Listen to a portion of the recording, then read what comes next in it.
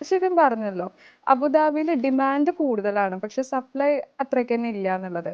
അപ്പൊ ഇനിയിപ്പോ ഭാവിയില് അബുദാബിയില് സപ്ലൈ കൂടാൻ ചാൻസ് ഉണ്ടോ?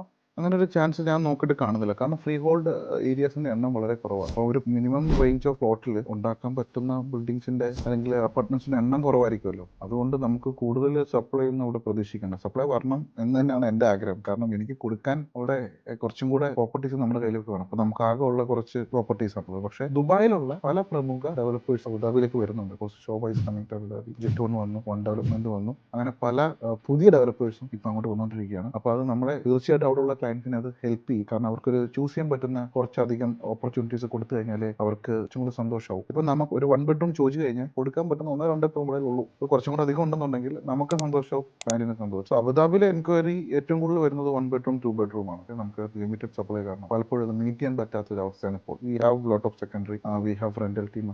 നമ്മുടെ കയ്യിൽ ഇപ്പം സെയിൽ സിറ്റിയിൽ ഒരു 2 ബെഡ്റൂം ടൗൺ ഹൗസ് 1.4 1.5 കൊടുത്തിരുന്ന സംഭവം now they are selling it four 2.3 minimum, 2.2 2.3. Suppose ഒരു 1 ബെഡ്റൂം ലൈക്ക് ടൈഗർ പ്രോപ്പർട്ടിയിൽ ഞങ്ങൾ ഒരു 2 വർഷം മുന്നേ 1,01,000 വാങ്ങിയ property now we are selling it for 1.4 million. Even hand over പോലും ആയിട്ടില്ല. So you can see the appreciation is more in Abu Dhabi than Dubai. So investment mode നോക്കുന്നവർക്കും Abu Dhabi one of the best choice ആണ്.